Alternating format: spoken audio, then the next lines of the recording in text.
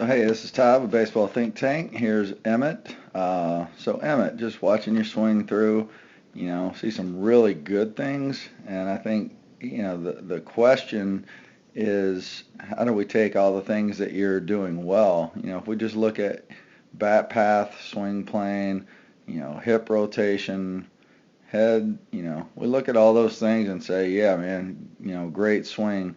The question is, how do we get as much power into that swing? How do we maximize the potential that's in your body? And really, it's not a matter of changing any particular thing about your swing. It's the key word for you is sequencing.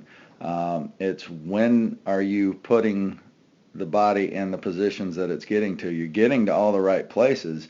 They're just out of sequence, okay? And to show you what I'm talking about and where that equates to losing power, okay? If we look at, here's your stride, and I want you to equate the word stride and load. They mean the same thing. So as I'm striding to the ball, I'm loading my body to uncoil or rotate into contact, okay? So if we were to just stop at the point that you're maximally loaded with the upper body, we would see it about right there, okay? So if you were in that position with your upper body when your lower body was there, okay? Oops, so right there. If our upper body was still in this position, okay? So that tells us just the sequence of our movements are out of order. Okay? And remember the stride is not based on me lifting the front leg. The stride begins when this back hip begins moving. Okay? So if we're taking energy or force out of the ground and transferring it up the kinetic chain up through our body, energy comes out of the ground and pushes us forward. And right now, all you're doing is lifting your front leg. Your front leg is leaking out towards the pitcher, and your hands are going back. Okay? What that's doing, if you'll watch, okay, so we're loaded. You're maximally loaded. So imagine stretching a rubber band to shoot it across the room. Okay? So you maximally stretch the rubber band. That's as far as it'll stretch. And now you're simply leaking, taking off tension, and now you're going to fire the rubber band. So you stretched it as far as it'll stretch, and then you're letting off until you're ready to fire.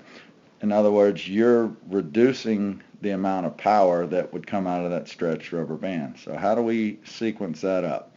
Okay, first we relax the hands in that position.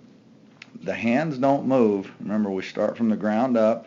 So our stride initiates from this back hip moving towards the plate. Hands don't move, hands don't move, hands don't move. There they go. Okay, so let me see if I can shade this out.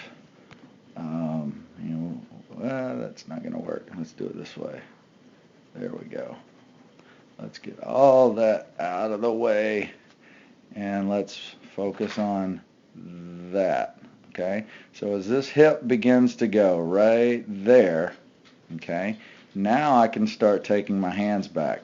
What you're going to see, as a bonus, you're going to see this upward movement. See how your hips kind of go up and then back down? That's going to go away. That becomes irrelevant once the focus on the stride is moving the back hip. Okay, but once we go back hip towards the pitcher, then our hands can go back. What you're going to find is that your hands reach this point as your lower half reaches this point. Then you get the great hip rotation to deliver the bat. So all you're doing is putting everything at a stretch at the right time. So you're going to find that there's a tremendous difference in bat speed and ability to hit the ball hard. So some of those balls you're making good contact with, they just don't have the power to drive into the gaps, you're going to notice a huge difference in that. Okay, and all it is adjusting the timing of your movements. And remember, back hip goes first, then hands go, and then time that up with the pitcher, and dude, you're good to go. Like I say, the mechanics, the movement, everything is fine. It's just a matter of timing and sequencing. All right, hope that helps, and I'll talk with you soon, bud.